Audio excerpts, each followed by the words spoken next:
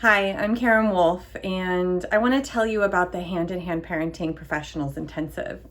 So I was first introduced to hand-in-hand parenting in 2013. I had just gotten my marriage family therapy license, but I had been working with children for many years already. I was working with them as a teacher, doing discrete trial training with kids with autism. I was being a paraprofessional in the schools. I was doing something called Floor Time, which is a play-based intervention for kids with autism. And I had also been doing play therapy in my private practice, but typically developing kids. And I was also on the board of the I was the president of the Association for Play Therapy in the San Francisco area and on the board for a couple of years. So I'd been really involved in working with kids for a while, but I didn't have any of my own. And it had always been kind of a sore spot, a little sensitivity. What if parents ask me, well, do you have kids? And, it's like, no, but I've been working with them for many, many years. And I know that it's different. I know that it's different to have your own child, even though some of the most famous child therapists in history, like D.W. Winnicott, never had children. But I wanted to step into the shoes of parents more. And part of that was that I found that there were times that I was in judgment of parents, that I was so frustrated at how they couldn't understand the importance of play, or that their child's behavior was showing them something underneath. And it's like, why can't you see that? And, here I am saying, someone without children, who has a full night's sleep and been trained for many years on the importance of play, but felt so frustrated that I didn't know how to help parents to get it. And my training in play therapy didn't work. My training in behaviorism didn't work. There was something that was missing. So I started by doing the professionals intensive course actually on the phone. So I didn't even see my instructor or the other participants. But I immediately had the sense that there was something different about this approach. It was so simple, just teaching parents 5 very simple listening tools, and we were teaching them by learning it. That was the idea, is like, you need to learn it, you need to use it on yourself, you need to use it on or with children in your life, because the whole premise of hand-in-hand parenting is that every human being, every child, every parent is actually good, wants to cooperate, wants to love well, wants to do what's best for the group. And when we don't, when parents act out, when they're frustrated and they maybe yell at their child or aren't able to drop into play, it's because there's feelings getting in the way. And so we've learned the first tool, which was listening partnerships, which was this very deep way of listening to one another in a way that took the kind of surface level frustrations and dropped them down into, where's this coming from childhood? Where do you feel it in your body, without it being sort of stodgy. I mean, I love therapy, I'm a therapist, but it was so casual in a way, and it felt that way. It felt just like very layman's language, very accessible, and to be able to find a way to teach parents in an accessible way that their difficulty playing with their child may have to do with the fact that they were never played with as a child, and that there's some unresolved hurts there, or that when they want to lash out at their kid and they don't know why and they don't know how to stop it, it may be because of unresolved feelings of fear about their parent when they had a feeling as a child and they weren't listened to. But the learning of it was in doing it on ourselves. And so getting this deep listening, where I might start out with something very surface, a very surface level frustration about a child in my life, and find these deep releases through the body, through laughter, through being invited to push on a wall, to really kind of access that embodied anger and the old stuck places that the body remembers. And it blew my mind. I had been doing many kinds of therapy up until this point, including embodied types of therapies myself. And there was something about the listening partnerships that tapped in to that inner child in a way that these other ones just didn't for me. And to see that then I could offer this to parents in a way that would feel organic and feel natural was so mind-blowing. And then of course learning the other tools. So the other 4 tools are special time, which is in essence child-centered play therapy, and it's sort of what you would teach a parent if you were doing filial therapy, although there are some differences in that it's less using therapeutic language. It feels much more accessible to parents. So that's special time, which is essentially creating pockets of time where the child's in charge and playing.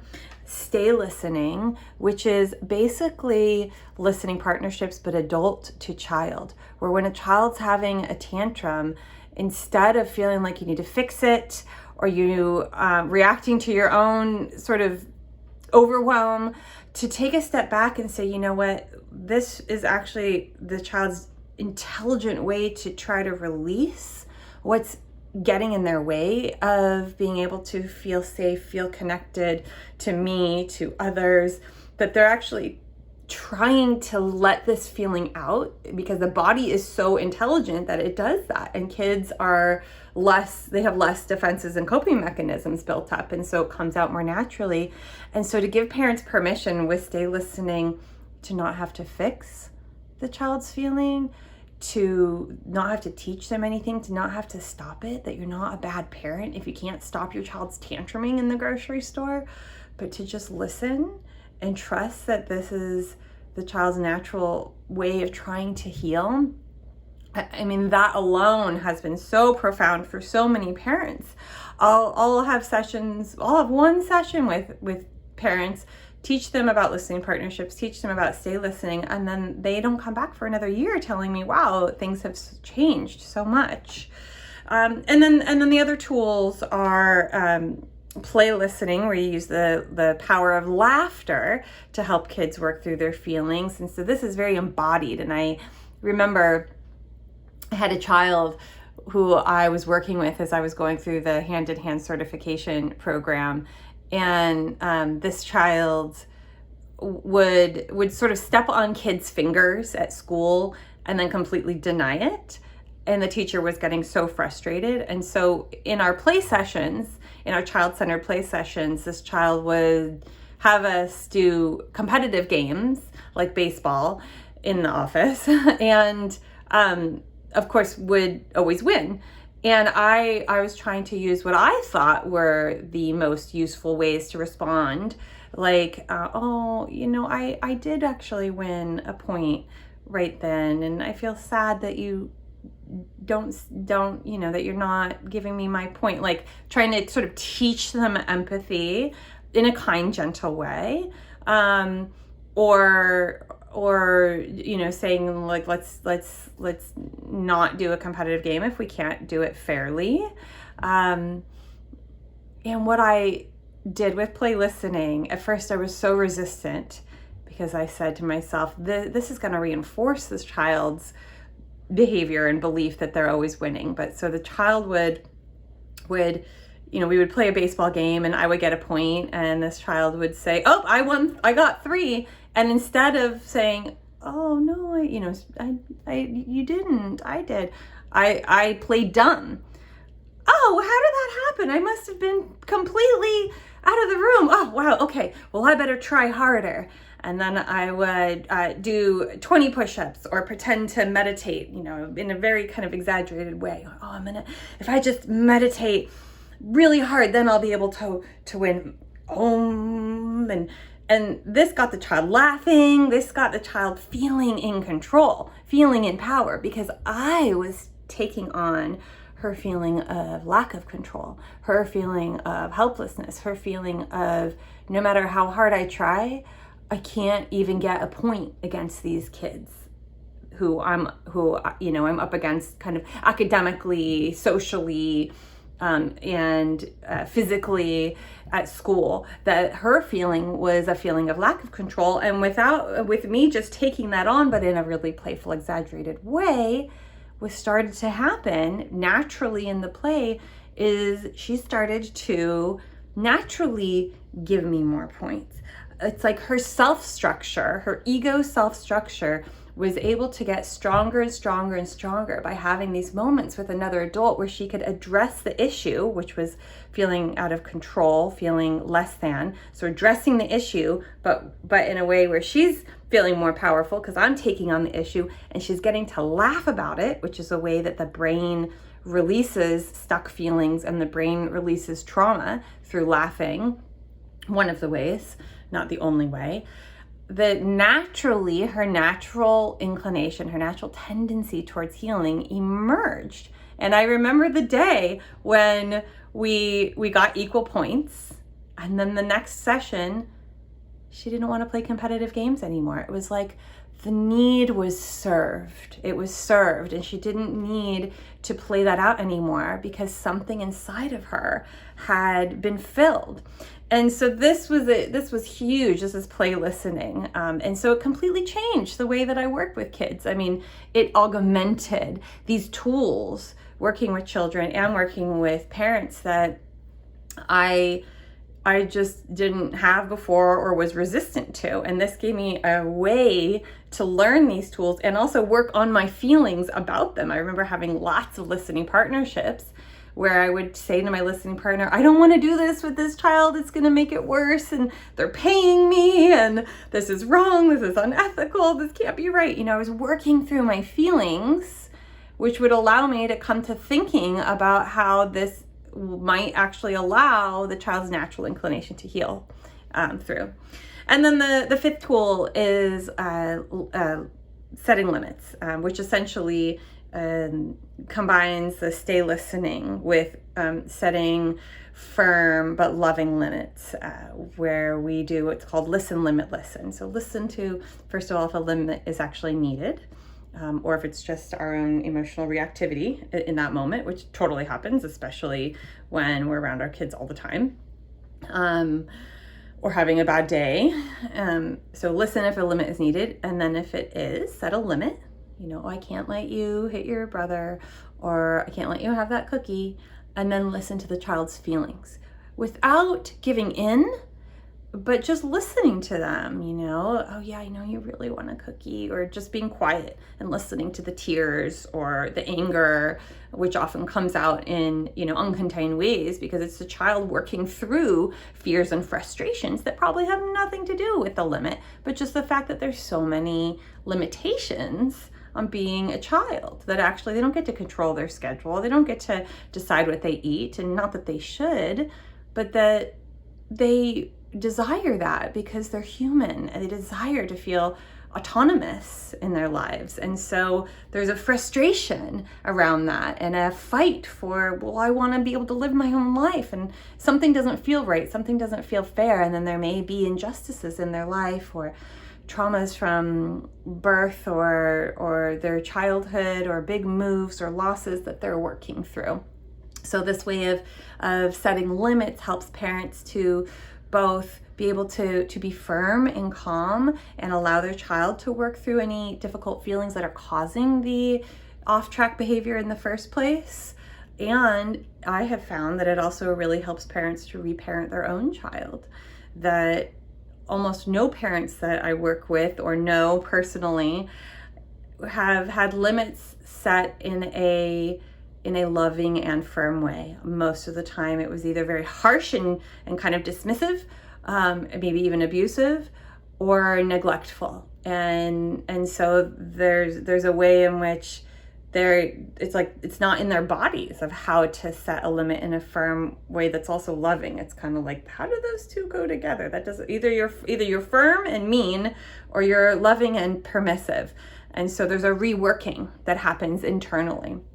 So those are the 5 tools, and I hope you can tell by the stories that I'm sharing and the way that I'm talking how much this has changed my own work with kids and my ability to help parents.